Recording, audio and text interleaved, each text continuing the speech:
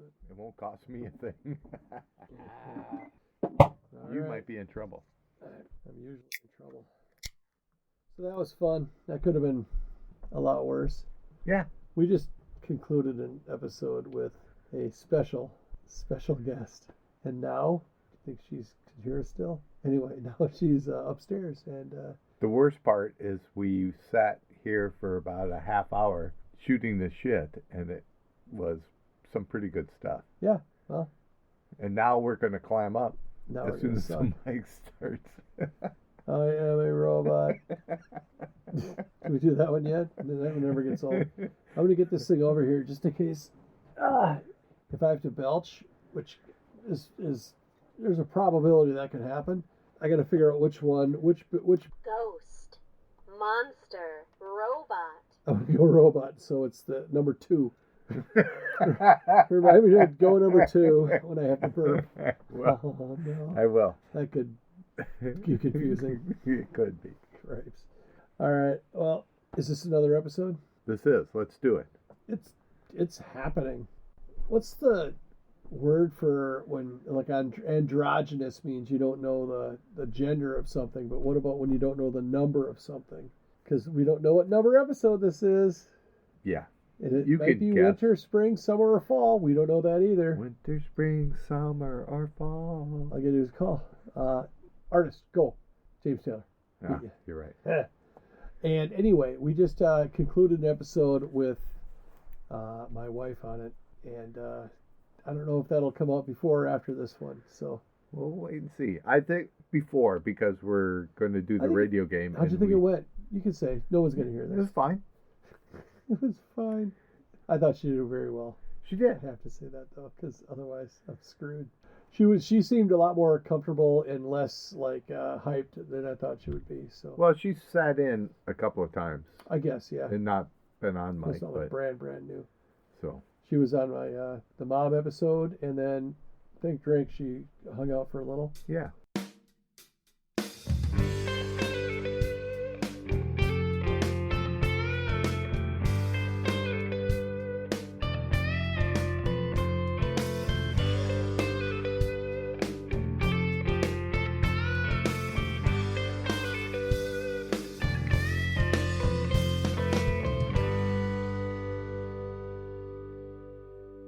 So here we are, Mark and Jim, the Ascertainers. You're in the right place. You're not. This is maybe European history.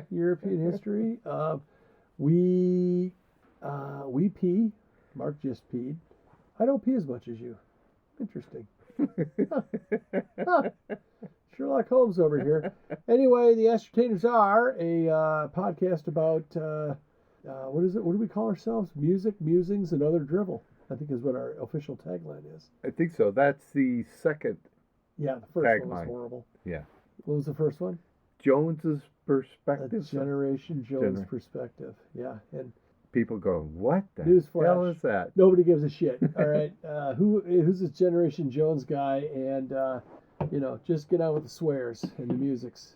Just tell us what we know about Led Zeppelin and that they're the best for 42 minutes a week. We're about 42 minutes long, which is about 40 minutes longer than we should be, and which means that this part of the podcast shouldn't even exist or see the light of day. That's Mark. Hello, everyone. He's nodding to me to say more, but I'd like to keep my talking to more concise, and when I do speak, people want to hear it. I'm like Merrill Lynch. You're not making a very good argument for yourself. Or who was the guy when they on the airplane they say EF Hutton? Yeah, that's who I am. Well, my broker's EF Hutton. That was a pretty good ad if we're talking about that thing like 50 years later. Yeah. That's good stuff. Some guy in a 3-piece suit that drinks scotch for breakfast and smacks his wife around when he gets home. Sad part is EF Hutton's not around anymore. Drives a Lincoln Continental. So they couldn't have been that good. Isn't a Lincoln Continental the height of luxury? I thought Cadillac was. Okay, iPhone. The Lincoln Continental was to cars as an Android is to an iPhone, which would be a Cadillac. We tried this on that other episode. It didn't work either. But no. Anyway, Ascertainers, a couple of guys from Minnesota, about the same age. Mark's a ton older, but we're both 60 somehow. And we live in Minnesota. We talk about that yet? We go to our sponsor, Newt's, takes care of us every episode. So go to Newt's. Make sure you ask for their new, it's so new they might not know about it, but it's the Ascertainer Burger. Mark, you would talk about your favorite Ascertainer Burger moment? What's on the Ascertainer Burger? I'm not even going to bring it up because I just got over Corey not hitting me tonight. You think you're on probation still? Yeah. Well, this might come out in a few weeks. Maybe he forgets all about it. Yeah, why bring it back up? The guy could kick my ass. Kick his ass, everybody's ass. The guy can kick both of us and all of our friends' ass. He's which, you know what? And I don't think he ever would, but he could. He could. So that's the thing. Which was a great hashtag on their last episode when you wrote. Oh, you read those? Oh, yeah. Oh, okay. Well, we won't say what it is. We'll just make you go to episode 53, read the write-up, and down in the bottom is, it makes me feel good that you read those. I didn't think anybody did. I thought it was just for me, just for my... I like to write. I like to express myself verbally. I'd be talking. What's it? Litter. In writing. Me write good. Like good, right. Oh, shit. All right. Well, so this is episode 2 of the evening. Our second episode that we're recording tonight. I have no idea when it's going to come out. We just did an episode with my wife Chris, and I think it went very, very well. Thank her for being on. Yeah, thank you. And we kind of started getting into 1976, and I pulled a little bit of a punch by keeping my good material for episode 2, when it would just be Mark and I, and we're going to talk about 1976 songs. Specific songs that we were listening to in 76. So what that means is that it might have come out at the end of 75, but we're not, I guess, I was listening to, the Beatles from 1962 and 1976 too, but we're not talking about that. So we're talking about stuff that came out be careful. around 1976. Wow, having a towel on the table it's almost encourages what I just did, which was spill my beer. And it didn't hit anything, except for that exposed wire. When I plug it in, I'm just going it could be like a 9-volt. Monster, ghost, alien, robot. Shit. Wow, so loud. Jim spilled his beer. This thing is wet. I spilled the beer. Well, I didn't spill it. I tipped it over, and then I picked it up with my cat-like reflexes. But anyway, we talked a little bit about Newt's, which is our signature sponsor. They've taken care of us for well over a year. In fact, the podcast was born, or at least conceived, in the back booth of Newt's. Sounds like a Springsteen song a little bit there, didn't it? But anyway, Mark is deep into his phone right now. Is everything okay? Did EF Hutton call? Sell, Mortimer, pork bellies. We got to talk about great Eddie Murphy movies, or Audie Murphy. Either way, either one. Are you going to buy lottery tickets for tomorrow? It's going to be 900 mil something. I don't know yet. Well, I'm going to roll the dice. $2, change your life. Oh, WKRP. Didn't he always do the hog report on there? Yeah. Who is that? Les Nessman. But what's that got to do with the Don't lottery? yawn on the podcast because the other people are listening. I don't think they would have known until you yelled. No, I pick it up every time when I'm editing. I'm bored. This thing sucks. Joe Rogan's on too? The Smartless guys. Just stop me. If you start talking, I'll stop naming other better podcasts. Well, don't yawn and people will listen to us, not them. The Ascertainers is good, I hear. Wink. They got a hamburger. They do. They got their burger. I didn't see the Joe Rogan Burger there. Or the Smartless. I'm tipping my imaginary glasses up and down like Matt Foley, asking if Bill Shakespeare's over there. Is that Bill Shakespeare? Okay, you like to write, huh? Okay. Well, anyway, here we are together. Here here we are together today. So, Newt, Corey, don't mess with Corey. Ask him for the Ascertainer Burger, and then run. And then all the rest of the Newt's crew. Hi, how are you? We enjoy seeing you. And thanks for the great service tonight. We had spinach artichoke dip, Maybe which is a choke. key ingredient in the Ascertainer Burger, by the way. And then, yeah, it was just so good. It was. Ran into a bunch of people we know. I think that one of us needs to run for the mayor of Newt's. I think we do well.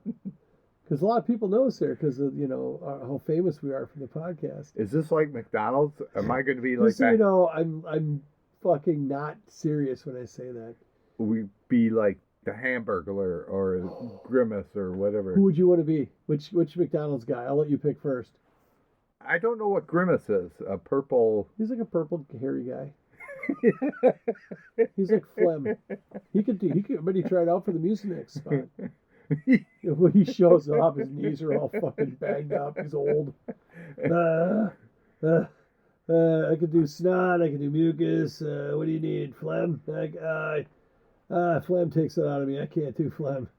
I would be the head one, Ronald McDonald. Oh my God! Thank you for that instant clarification. You'd want to be Ronald McDonald? Yeah, he's the chief. He's the big shot. I would want to be Ernie. Who the hell is I'm just kidding. I mixed my cartoon characters. I would totally want to be Mayor McCheese. Are you kidding? No, I'd be Hamburglar and Mayor McCheese. Those are my two. Those are my two top. I always felt bad for Mayor McCheese. Why? Because I was thinking people would want to take a bite out of him or something. And I mean, he's a hamburger or a cheeseburger. Yeah. He's probably pretty good.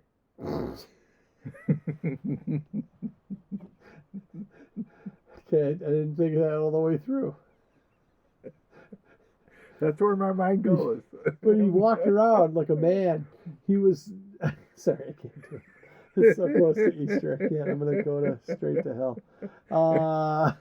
You brought it up. By the way, I should do this off air, but when we were talking about lawn darts, that was one of my most underhanded jokes ever that probably flew over.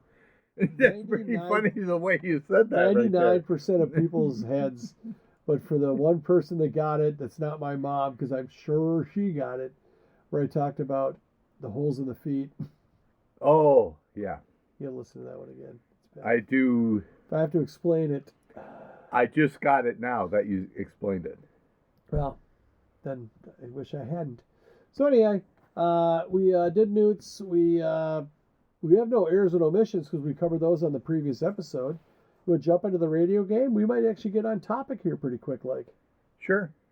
All right. I gotta add two bands, or just gonna do Buck with the originals. Start with the originals and then we'll add the two. So, I'll start with mine. Here, okay. And while you're looking something up. Well, I'm not gonna look anything up. I'm just gonna write two down. I got them. Go ahead. Mine are 1976 themed, and last time my one hit were the Manhattans, Kiss and Say Goodbye, two people having an affair and they're breaking up, and Gary Wright, who had two hits in Dreamweaver and My Love Is Alive. Correct. Oh, my long shots last time were The Knack and Question Mark and the Mysterians. And I had Peter Frampton. Peter Frampton came alive that year, and Boston, their debut, you say. album dropped. Canadia's top podcast. I had Scorpions and Bad Company. To that, I'm going to add George Thorogood and Styx. Styx was on the charts that year. Okay. I was going to go with my lesser-known Cliff Richard, Devil Woman, but your wife... Do it. No, that was a separate episode. No, but I'm going to go with... Well, it seems like you already went with Cliff Richard. I will go with Beach Boys. Beach Boys on KQ, Beach Boys. Well, rock and roll music, okay, which was a hit in 1976. Oh. And then the Eagles, because Hotel California came out in 76. Is that Peaceful, Easy Feeling? I thought there was other Eagles songs that year, but... They also had First Greatest Hits. That's what it was from. Okay.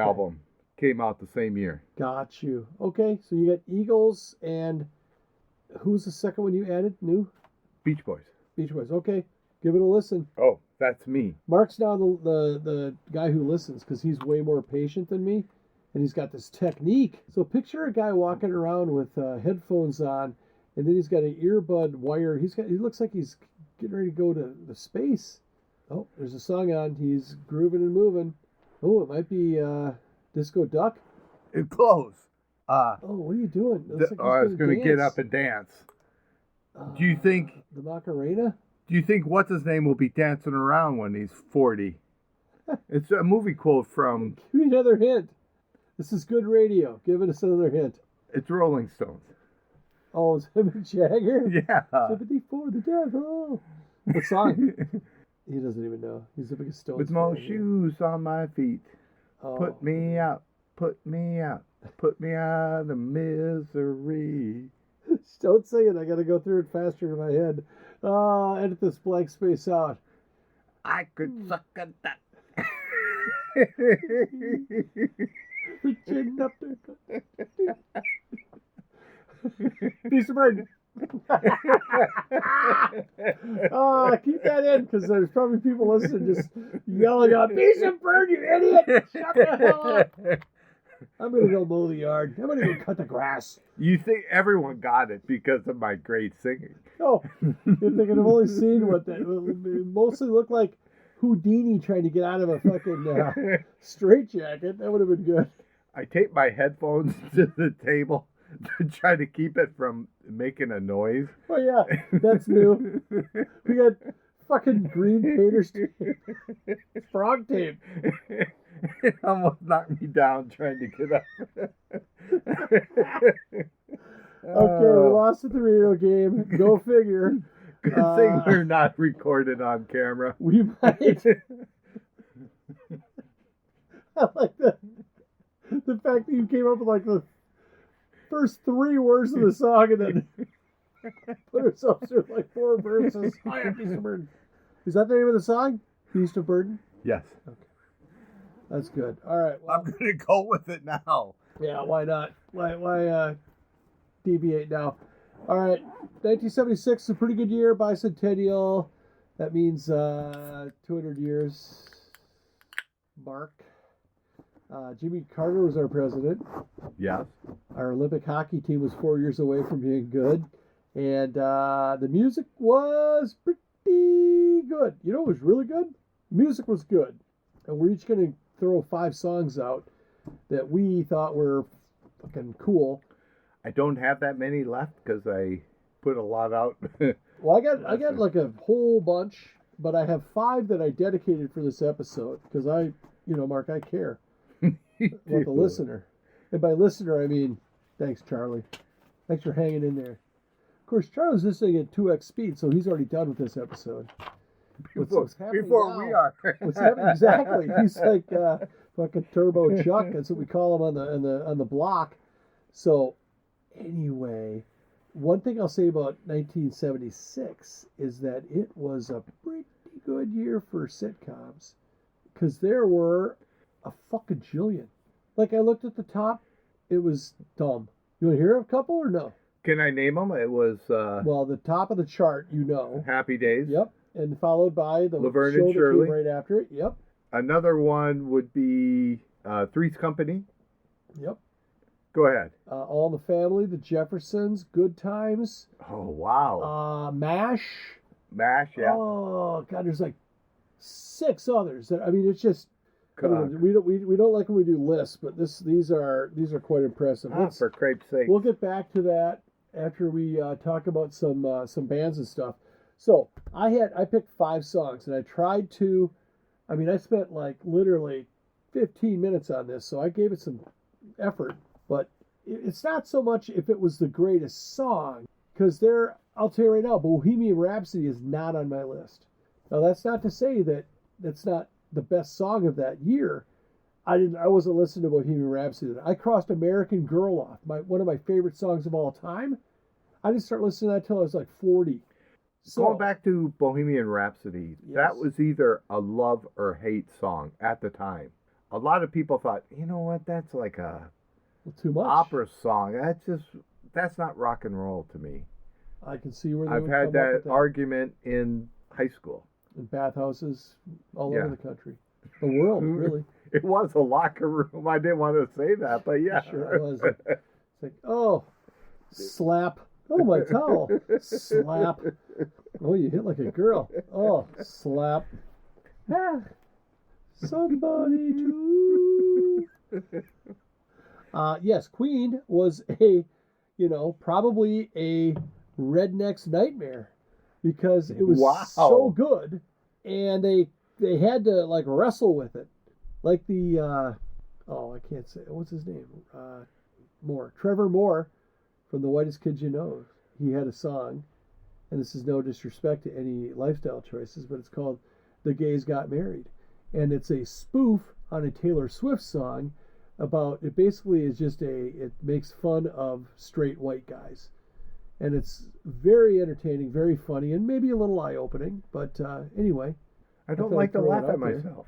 What's that? I don't like to laugh at myself. I don't think I would like it. It had nothing to do with you, but no, think about if you were like a guy wearing a beech nut tobacco hat and wearing overalls, which was kind of the fashion of the day, maybe some Red Wing boots. And you heard "You're My Best Friend" by Queen, and it's one of the best songs ever written. Oh, I love but that you can't song. tell your friends that you like that song because they'll make fun of you. That's not Waylon Jennings, motherfucker. I actually love that song all the way from the first time I heard it, and I don't mind telling people. Yeah. But I'm comfortable with my masculinity, so don't laugh at that. Yeah, you were the only one. But anyway. So, yes, Queen. So, the point I was making is that the songs on my list, and this is for Pat K, we're actually going to talk about the topic tonight and talk about music, although he's probably stopped listening to us about 45 episodes ago. So I have 3 songs from the rock category, but one of them is a ballad. And then I have a disco one, and I have an R&B one. But I've got, there's just so many. So anyway, do you want me to do one of mine, and we go back and forth until you run out, or what do you want to do? Sure, that's great. All right, I'm going to go with my first one. I'm just going to go hard out of the gate there. Phrasing. Boston, More Than a Feeling. Oh, yeah. I remember where I was when I heard that song. And it was at the house across the street with the smart kids. And they were jamming to it. I'm like, you guys listen to good music? And it was like, wow. It was like a whole portal opened up that day because it's like, shit, that's good music. It sounded weird. The guitars were they kind of had this compression to them where it was just like, what is this? When you hear that today, though, you still get that same feeling. That it More than a feeling. It's just a wonderful tune. I mean, it's a great tune. Yeah, that's an impressive song. I don't even know how to explain how that just carries through. That's a classic rock song. Well, I'm glad I live with that one. No, they're all going to suck after this. They are. The one knock I have against Boston is that you can't cover them. Pretty signature sound. Oh, yeah. Right. It's kind of like they sound a little bit alike from song to song. So, but like Zeppelin, you could hear 2 Zeppelin songs that sound like there's no way that's the same band. With Boston, it was always like, yeah, Boston. Yeah. But I know you can't cover him because why, Mark? Because he goes such a high voice. He'll hit that high note, and then he'll go an octave higher. Goes to 11. He basically could have been Nigel, God, I forget his name. It was David St. Hubbins. I think Spinal Tap is coming out with another, like a reprise. Is that how you say that? Like a sequel to Spinal Tap. Wow. With the same 3 guys. Yeah. Main 3 guys. And then Viv Savage, anybody could play Viv Savage, the keyboardist. And then they had a lot of drummers that would spontaneously combust. Who knows who's back there behind the kit? Who was their manager? Oh, crud. I can see him, but I can't think of his name, but we'll come up with that later. Speaking of 1976 songs, what do you got? I will go on to Dry Your Eyes by Neil Diamond. I don't know that song. Nobody does. But it was a hit in 1976. But the beat is it's so wrong. I was worried about my songs, but now I feel worried about yours. The Dry Your Eyes, was it a toe tapper? No, because Did you it's say any of the words of the song? You're very good at describing songs. well, dry by your going, Oh, thank you. For that. eyes. Oh, so that's also part of the song? It is. Well, it's so obvious now. Oh, now I know. Oh, yeah, I love that one. It's a great song, but it's not catchy because the timing is. It's almost like it's always offbeat, and you can't tap your toes to it because it doesn't. It Sounds like a doesn't Rush have a song. rhythm. Yeah. Did Rush cover it? I bet. They named it Tom Sawyer. But Sawyer. I do love that song. It was on. Neil Diamond sang it during the Last Waltz, the movie. Really? Yeah. Okay, so it wasn't just you holed up in your bedroom. Sorry, hold up, phrasing. In your bedroom with the door locked, in your baseball mitt, and an empty thing of oil. Dry your eyes. Be on the lookout for that. And while you're listening to it, order the Ascertainer Burger. 2 imaginary things that you'll That's never not see, nice. not only together but apart. So, all right, I'm going to go with my second one. I'm trying to do this in the right order. I'm going to go with my R&B one. And this was tough, but I went with Sarah Smile by the great Hall. Sir Daryl Hall and the other guy. Yeah. Oates. The one suing him. Oates. Hey, Oates. Nice job on that one. What were you, fucking woodblock? You played the guitar on that hit that I don't recall a guitar even being in. No, thanks. Well, actually, that one there is. That's actually a good guitar opening. And So anyway, Hall & Oates, American band, very underrated. Sarah Smile, for 2 reasons. There are 2 Sarahs that I really like in my life, and I have an Aunt Sarah. Not that I don't like her, she's just really not in my life. did Oates harmonize with?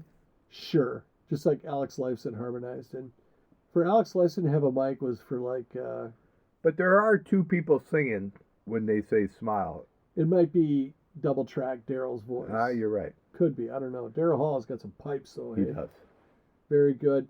But the reason I picked that as the ones that it beat are impressive, but it's just there are certain songs that just completely just thrust you back into a different time. Wow, Mark, get your eyes back rolled into the front of your head there. Wow, I thought you lost you there for a sec.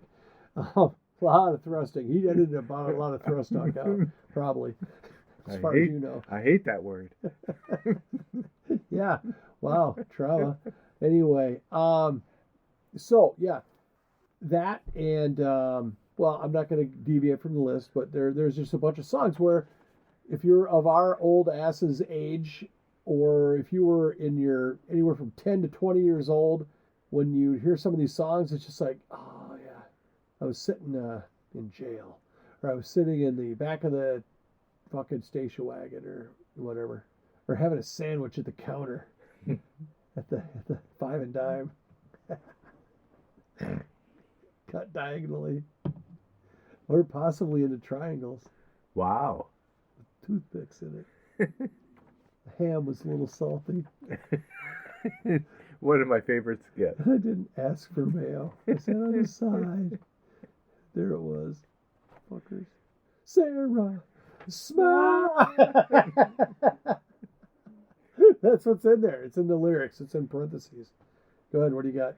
I'm going to go with the number 1 song in No. Love Silly Song. Love Songs by Wings. Yeah. One of their worst songs. One of? I mean, it would name a worse Wings song. But it was still good enough to be the number 1 song of the year. I saw it. Trust me. I didn't pick it on purpose, but I'm surprised we haven't had overlap yet.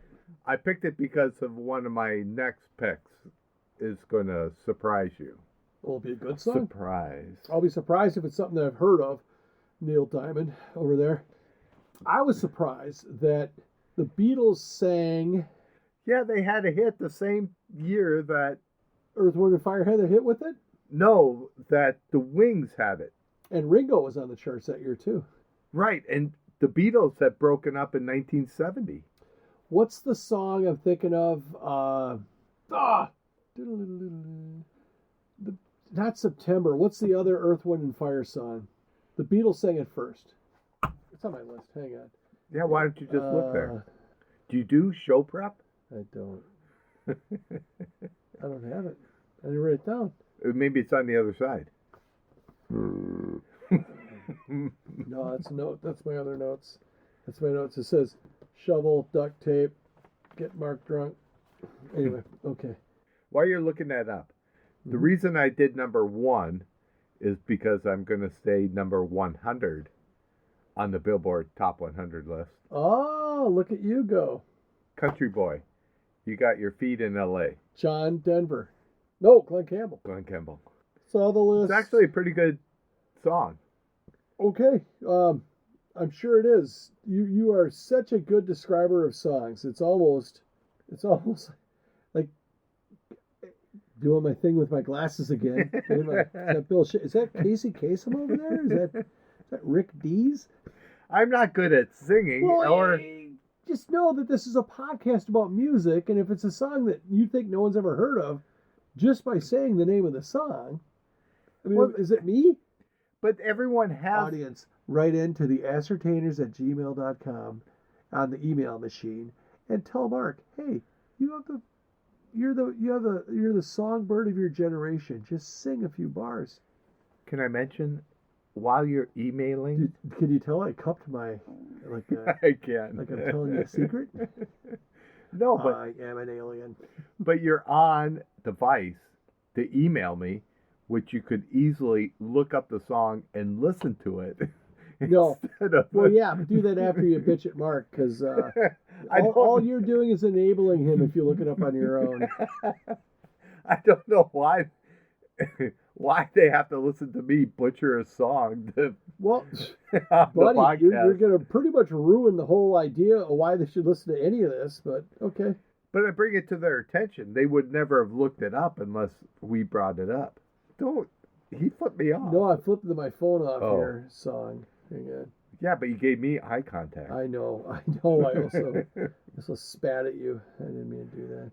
God damn it. I mean, every time I looked up 76 shit, it was there. Now I'm specifically looking up Beatles 1976 song.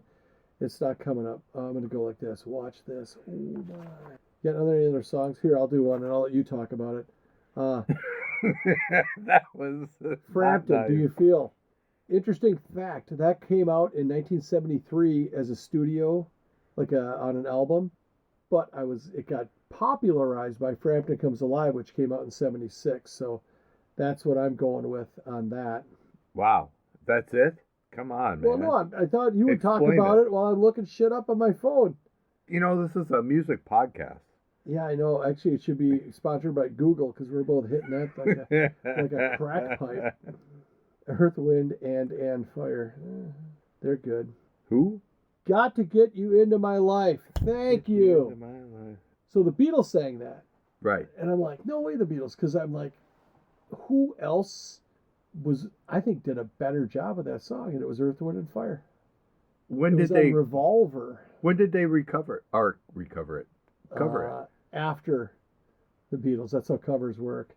Right, but the Beatles came out with that earlier. Did it make the charts again because of Earth, Wind, and Fire?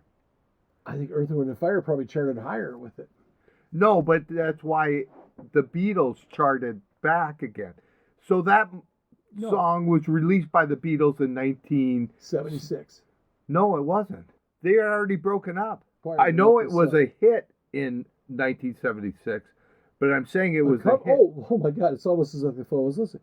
A cover version by Earth, Wind, and Fire was issued as a single in July of 1978 by Columbia Records. Their rendition reached number 1 on the Billboard Hot Soul. So. But that didn't answer our question. When did the Beatles? Well, I answered the question. I will verify the question. You see. Because they broke up in 1970. Wow. And Paul McCartney was already playing with Wings in 1976. Well, let's just look at this. So my point was did it chart earlier, 5 years earlier, and then make a comeback because something else happened? Okay. It was from Revolver, so that tells you a lot right there. What year did Revolver come out? I don't know. In We stumped 66. 66. Why is it on the 1976 charts? That's what I'm trying to get to you, and you were arguing with me the whole time. The song was issued in the United States as a single from the rock and roll music compilation album in 1976, 6 years after the Beatles disbanded. Right. So I'm not wrong. Another cover version by Earth, Wind, and Fire from the Sgt. Pepper film soundtrack peaked at number 9 in the U.S. in 1978. So it was released in 66, but it made the charts. No. Hold on. This is a single by the Beatles in 1976. So as a single, I am vindicated. Yeah, but why would the Beatles release that in 1970? It has nothing to do with why. It happened. You need me to come up with a reason that you're okay with? Why didn't the Beatles release other singles and reap in the royalties? It says they also had The Long and Winding Road. You haven't heard of that one. The Winding? Yeah. I'm just going to put this right here so that you don't think I'm feeding you porky pie. Oh, that's Wikipedia. Oh, now I understand. That's got to be truthful. I know. I put it on there this afternoon. Hey, you see how fast I was typing over here? All right. What do you have? We only have a couple minutes left, even though we leapt into this episode. I have Bay City Roller had 2 top 100 hits. Saturday Night and Money Honey, which I don't really recall. Oh, yeah. I think Neil Diamond sang that, too. No, I think that was Billy Idol, Moni Honey, and Tommy James and the Shondells. All right, here's my cool ones. I'm going to go with my disco one. And it was up there with, was that last episode or this episode? You had one that was kind of, what was your first one you mentioned tonight? Car Wash. Yeah. Or was that in the last episode? That was last episode. All right, well, I'm going to go with a song by The Miracles called Love Machine. Ooh. Do you remember the song? I don't. Hum a few bars. Unlike you, I'm going to go ahead and put myself out there. The best part about Love Machine, other than the fact that it's just a good, catchy, I would put it in the disco realm, was the backing, like, accent voice, where it was, I'm going to try to do this. I'm just a love machine, and I don't work for nobody but you. They had that guy in the background. All throughout the song, he's making these, like, fucking megaphone noises. You don't recall the song based on that look on you. Based on the lack of expression on your face. Yeah, I'm trying to. That was like mugshot serious. You were looking at me. Sorry. I'll play it for you later. And you can play me that Neil Diamond one, and then I'm going to lock the doors and after I let you out. And I'll call Diane and go, don't pick him up for another hour. He needs to learn a lesson. So, all right. I've got one more. I did Sarah Smile, Love Machine, Do You Feel, and More Than a Feeling. I have one more. Do you have any more?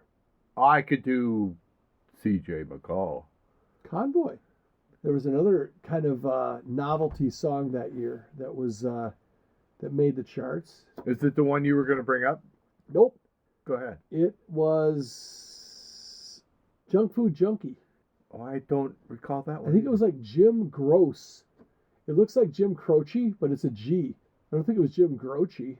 Lord, I'm a junk food junkie. It's like a kind of a Ray Stevens, the street kind of a song. Was it a top 100? It was it charted. Wow. I only look at charting songs. You don't believe me. Look at you. I'll look it Son up. of a bitch. All right, my number one, only because it makes me think of the era so much, and it's such a good song, was done by a group out of, I think, New York City, by the name of, well, I'll just name some members. Peter Criss, Ace Frehley, Paul Stanley, and Sir Gene Simmons. Kiss. Oh, that's so fucking hot. Anyway, the song is a ballad. It's called Beth. I also had a friend growing up, his name was Beth. That didn't hurt. But anyway. It actually is a very good song. Oh my gosh, it's so good. And the amount of pelvic ground at junior high dances to that one, boy. Yes, the corduroy. It was It was like fire starting. agonizing. It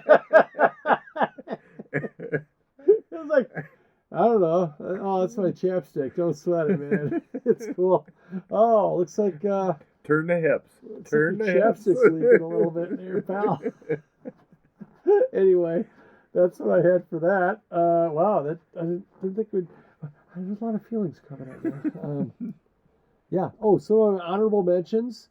I almost went with Barry Manilow. I Write the Songs because that's such a good song, and again, it kind of takes you back. Although that is kind of like Piano Man. Oh yeah, yeah. Like how awesome I am. Yeah. I forget which comedian that was just destroyed Billy Joel. Oh wow, you got her so hard. God, you're so awesome. What are you doing here, you fucking prick? Anyway, amazing song in its simplicity. 50 Ways to Leave Your Lover. It's just got the snare drum, and then I think like an acoustic guitar maybe in it. Phenomenal. Hard Rock, Foghat, Fool for the City. I think was the name of the album. But Slow Ride was one of the best album covers. Do you remember the album cover? I don't. It's a guy sitting in the middle of like a busy intersection in New York or some busy metro area, fishing in a manhole. So he's sitting in a chair. Now I do and he's recall. got a fishing pole, and it's going down a manhole. I had Dreamweaver. I had Convoy. Frankie Valli, December 1963. I never saw Jersey Boys. Good. I didn't know that Frankie Valli was a singing drummer. Did you? For that song he was, and it freaked me out when I saw it. I did see Jersey Boys, but I see all those show tunes. Yeah. Well, that adds up. Broadway hits. But matinees, because you're cheap too. And there's likelihood of you seeing someone you know by yourself at that show, or with a what looks to be a person who's new in town. I don't know what that person. That's just. I don't know why the guy's dressed like that either. Oh, did I say guy? Anyway, so what were you raising your hand about? You want to end it? Yeah. Okay, well, I had a couple more to do, and then we can end it. Let's end it. Oh, shit. Well, no, we got a little pausing to do. No. Maybe do another one. I want to do one where you cut me off in the middle of it, but you have to edit that part out so it seems spontaneous. I'd really love to see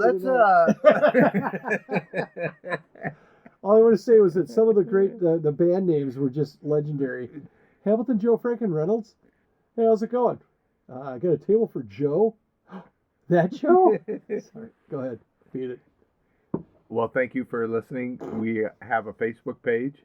If you like what you hear or hate what you hear, yes, preferably that. make a comment. And we also have an email account, TheAscertainers@gmail.com. Shoot us a message. I changed it this week. It's now England, Dan, and John Ford Coley at gmail.com. /TheAscertainers /TheAscertainers Burger /sorry core. But we'd love to hear from you, even if you want to say bad things. Listen to Remo Drive, Fiji, and Think Drink Disney. Good night. Night.